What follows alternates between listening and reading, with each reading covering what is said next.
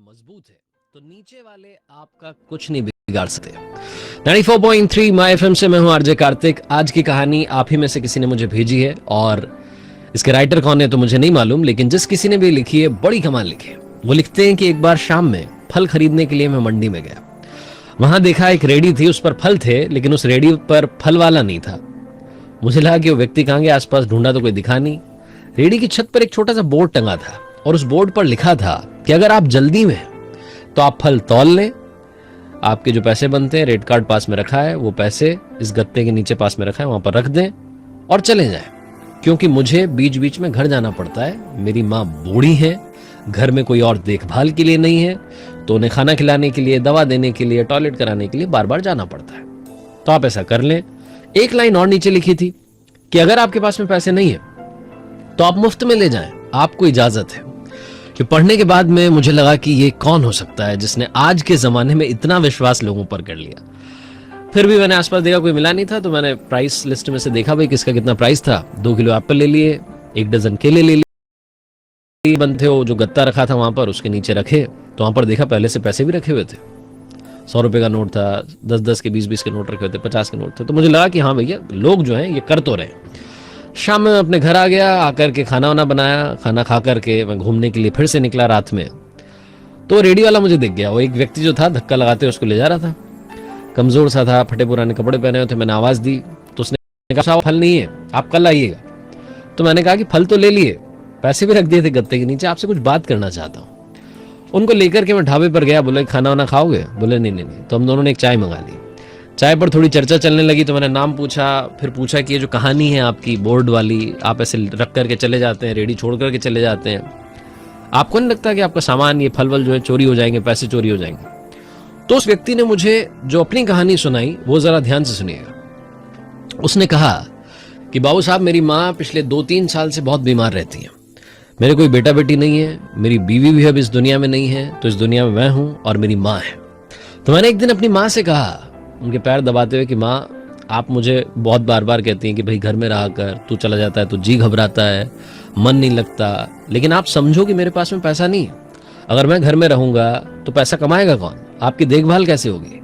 तो मेरी माँ ने, वो ऊपर वाले में बहुत यकीन रखती हैं, उन्होंने ऊपर वाले को याद करके कहा कि बेटा एक काम कर, तो रेडी को वहां मंडी में छोड़ करके आ जाया कर और एक बोर्ड लगा दे, उस पर लिख दे सारी कहानी, और तू देख शाम में जब तू वापस तेरा 1 रुपया ऊपर नीचे नहीं होगा। मैंने अपनी माँ से कहा कि ये क्या आइडिया दे रही हो, मतलब आप सोच भी रही हो, क्या बोल रही हो? आज की दुनिया में इतने चोर उचक्के हैं, ऐसा माहौल है, ऐसे में कौन मेरी बात पे यकीन करेगा? और जिस रेडी पर रेडी वाला नहीं होगा, फल वाला नहीं होगा, वहां से फल कौन खरीदेगा? मेरी माँ ने कहा फालतू की बात मत कर, ऊपर वाले को याद कर, हमारी किस्मत में जितना बनता है वो अपने आप हमारी किस्मत में आ जाएगा। उस दिन के बाद से बाबू साहब 2.5-3 साल हो गए हैं, रोज ये करता हूँ। सुबह जाता हूँ रेडी पर, फलवल जो है वो रेडी वहीं पर छोड़ करके आ जाता हूँ और शाम में जाता हूँ सीधा। लोगों को शायद लगता हो कि बीच बीच में आता होगा, लेकिन जाता नहीं।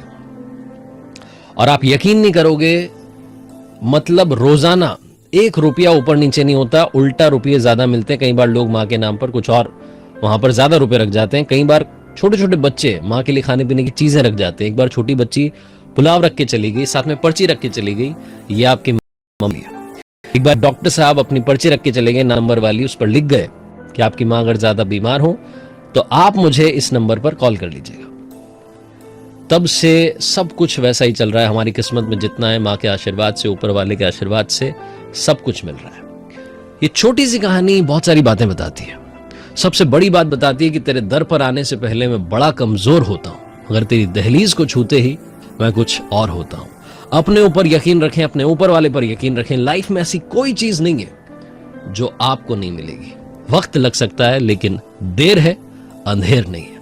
94.3 माय एफएम से आरजे कार्तिक आपसे यही कहेगा जो बार बार कहता है, कर दिखाओ कुछ ऐसा कि दुनिया करना चाहे आपके जैसा। किसी ने बड़ी कमाल की बात कही है कि एक दिन बरसात गिरी और कान में इतना सा कह गई कि किसी की भी गर्मी ज्यादा दिन नहीं रहती, भले ही वो फिर सूरज क्यों ना हो। माय एफएम से मैं हूं आरजे कार्तिक। एक बार एक लड़का, गरीब परिवार का लड़का, गांव से आकर के शहर में सरकारी नौकरी के लिए तैयारी कर रहा था। कुछ परीक्षाएं दे चुका था, कुछ परीक्षाएं बाकी थी। एक दिन खुशी की बात हुई, उसके पास में एक इंटरव्यू के लिए कॉल आया। अगली सुबह उसे जाना था, दूसरे शहर में जाना था, लेकिन समस्या ये थी कि इस लड़के के पास में पैसे नहीं थे। इसने अपने घर में ढूंढा तो इसको मुश्किल से 50 रुपए मिले। गरीब परिवार का लड़का, पढ़ाई का खर्चा, शहर का खर्चा, समझ नहीं पा रहा था क्या करें। दोस्तों से उधार भी ले रखी थी पहले से, उन्हें भी लौटाया नहीं, उनसे और मांगेंगे तो शर्म आएगी। अगली सुबह हिम्मत करके एक जोड़ी कपड़े जो थे अच्छे वाले उन्हें पहन करके अपने कागजात लेकर के बस स्टैंड की तरफ चल दिया। सोचा कुछ ना कुछ तो कर लूंगा। ऊपर वाले को धन्यवाद दे रहा था, पूछ भी रहा था कि क्या कर दिया मेरे साथ। लड़के को लग रहा था कोई ना कोई जान पहचान का मिल जाएगा, आज लिफ्ट मिल जाएगी, पहुंच जाएंगे, इंटरव्यू देकर के आ जाएंगे। पहुंचा बस स्टैंड पर, वहां इसे कोई जान पहचान का नहीं दिखा। बस में चढ़ने के लिए तो किराया चाहिए होता है। लड़का उदास, परेशान, निराश वापस बस स्टैंड से बाहर आया। आकर के देखता है पास में एक बड़ा सा मंदिर था। सोचा ऊपर वाले से जाकर के ही मांग लेता हूं, क्या चाहिए आपको, मुझसे क्या चाहिए। लड़का पहुंचता है, मंदिर की सीढ़ियां चढ़ता है, अंदर जाकर प्रणाम करता है, बोलता है कि अब आप ही बचा सकते हैं इस समस्या से। उतर करके सीढ़ियों पर बैठ करके जूते बांध रहा होता है, जूते पहन रहा होता है, तो देखता है कि पास में एक फकीर बैठे हुए हैं और उनके कटोरे में बहुत सारे पैसे रखे हैं। फिर से मंदिर की तरफ मुड़ता है और कहता है, वाह कमाल, देखो जिसको चाहिए उसको दे नहीं रहे हो, जिसको नहीं चाहिए उसको बहुत सारे दे रखे हैं पैसे। फकीर ये सब समझ जाता है, पूछता है क्या हो गया, कोई परेशानी में हो, मदद कर सकता हूं तुम्हारी।